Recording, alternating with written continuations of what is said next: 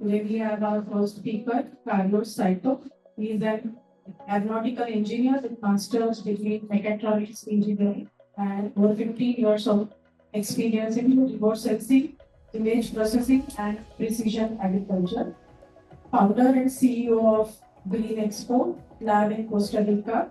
He specializes in developing AI-driven monitoring solutions for agriculture, integrating drone and satellite imagery to improve productivity, sustainability, and climate resilience. Carlos is also the coordinator of Costa Rica Flying Labs, leading projects that apply advanced geospatial technologies for environmental conservation and community impact across Latin America. This topic for today is drones for forest health monitoring and ecosystem safeguarding. Over to Carlos. Hello, thank you very much for the presentation. Thank you very much for having me. I am going to share my screen. Let me see here. Okay. And I'm going to share the presentation. Can you see the presentation?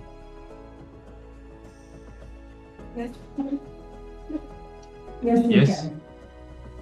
Okay, great. Okay.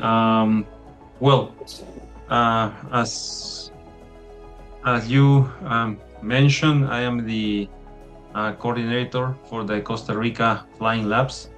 I am based in Costa Rica, and the Costa Rica Flying Lab have a goal, which is to we want to share the technology of drones to everybody, and we want all the people to know how to use this information to make quality decisions.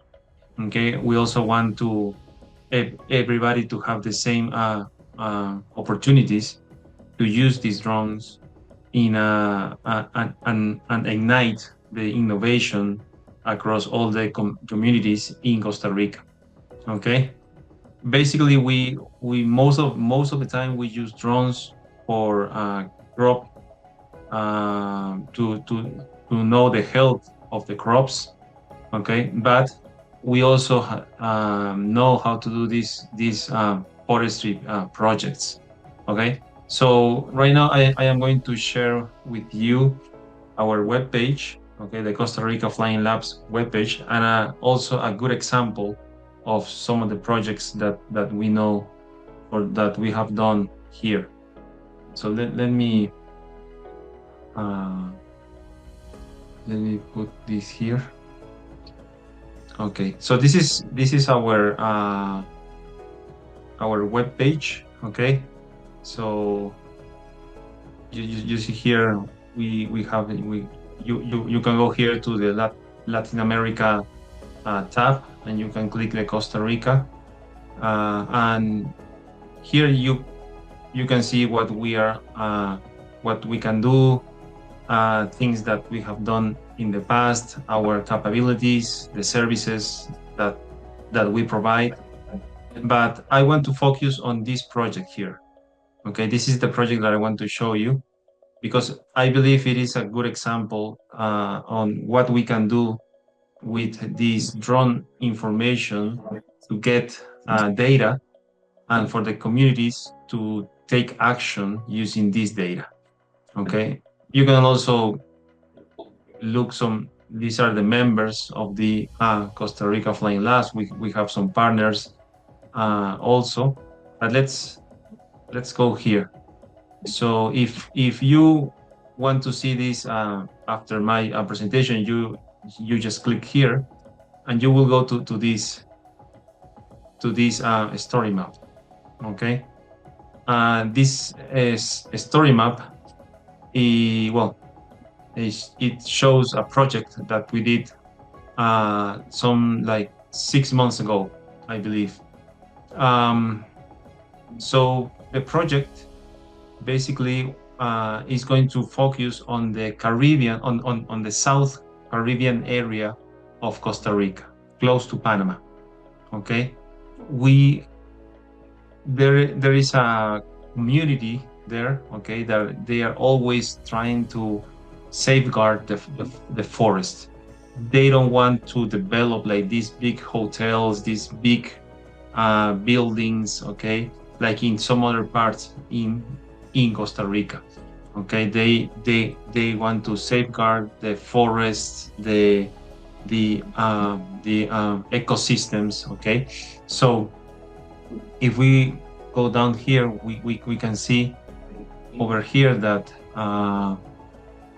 we have this is the area where we are going to concentrate our efforts for the project. Okay, but this area is united, okay, with bigger areas in the country.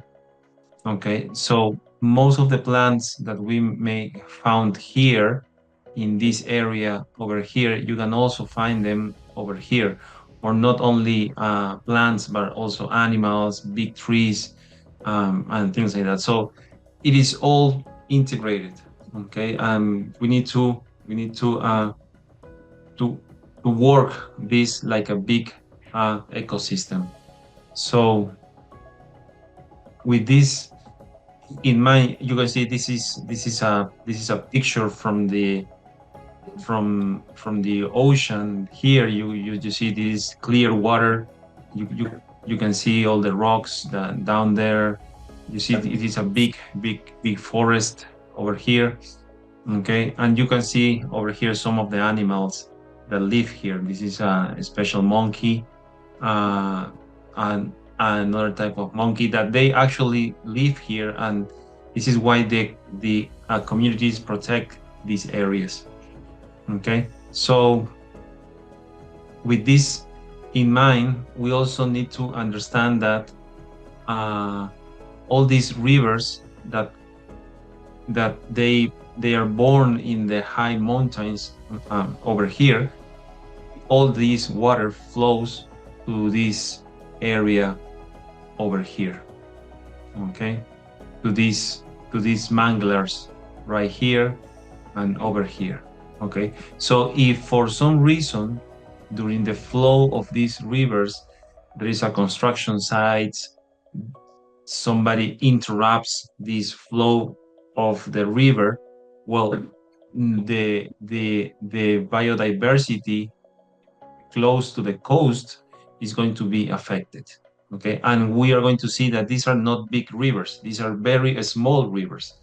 Okay, so anything can affect them, and we took this information to actually protect them. So these are other type of animals, or in this case this bird that live in this area, toucan also. So this is a quick video, okay, that shows how this area has changed in the last 20 years. So it is going to start in the year 1985, I believe. But I believe you need to focus your attention in these areas here, okay, especially in the last 20 years. So from 2005 up to 2025, okay.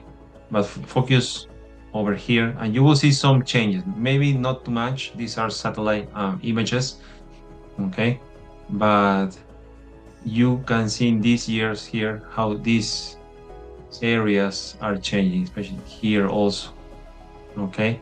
But from these satellite images you cannot like make a big decision, okay.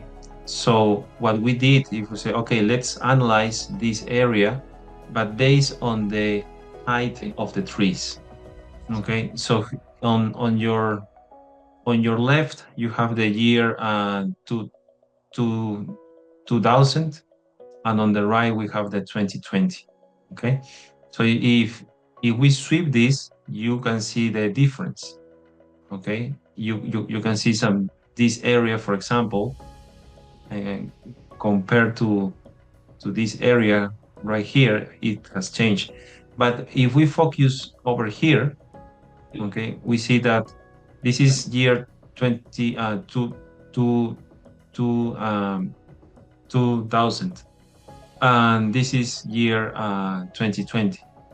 So we are seeing like the height of the trees have changed, okay, and we see this red spot here. So if we go there with our drones, we will see that these activities are happening.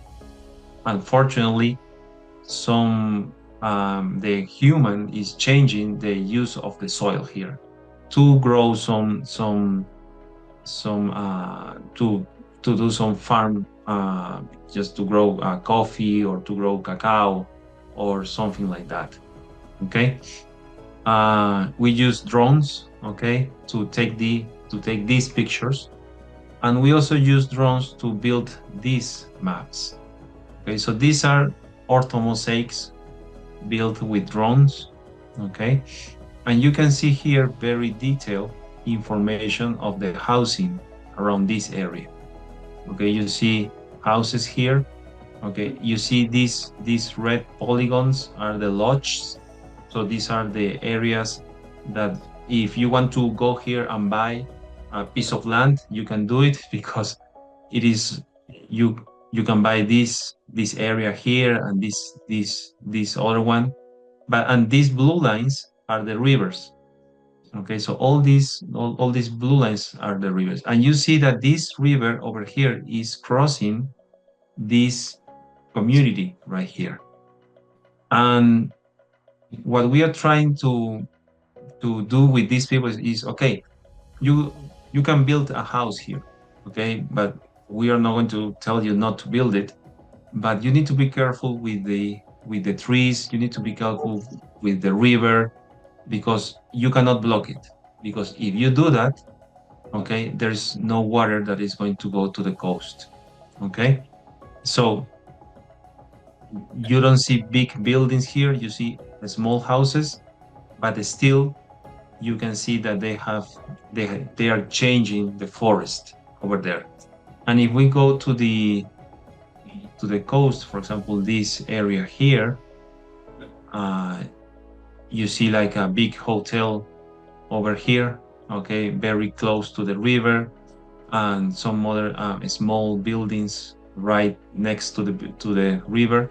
Okay, so we need to be careful with these ones, okay, because people cannot build too close to the buildings, okay, that is prohibited by law.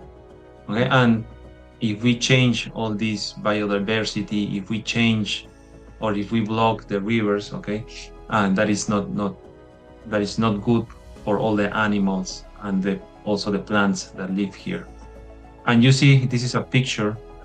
You see these rivers are not too, as I said, they are not big rivers. Okay, they are small rivers. Okay, so we need to be careful with that. So these are some other animals that live around this area.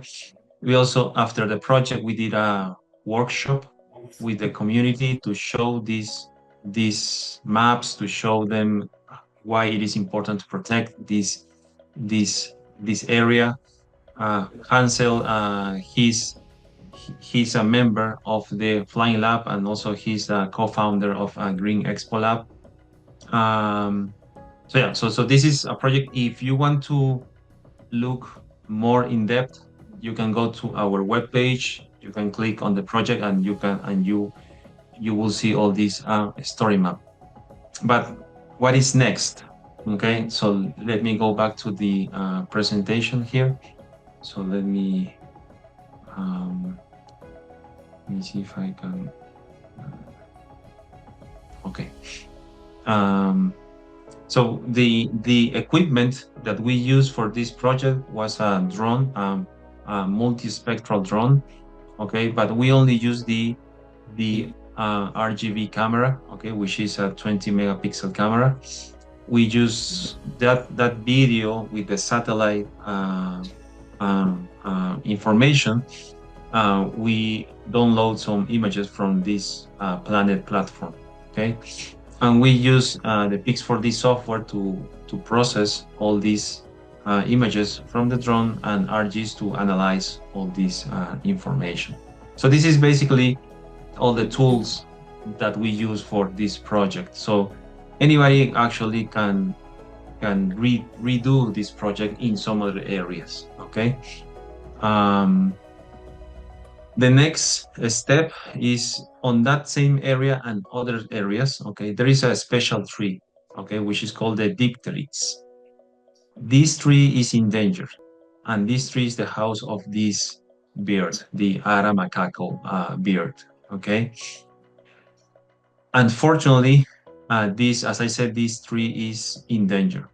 So what we are going to try to do is using AI and satellite images and also drone images to train a model to detect these trees in a very big area. Okay, because we want to know how many trees we have of this type of tree we have in Costa Rica. Okay, and that information is very important, because if we know that we don't have enough of these trees, well, we can plan some activities to protect these trees, and also to try to put more, okay, in the country. So we are working on this project. Okay, it is a very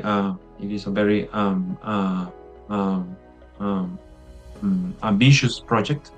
Okay, but I think we are going to come up with good knowledge and good data.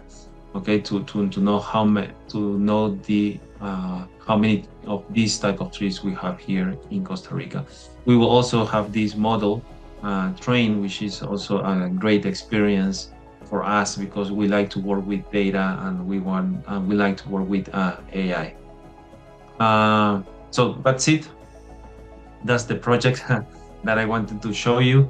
And if you have any questions, please, I'm here to answer the questions. Thank you very much.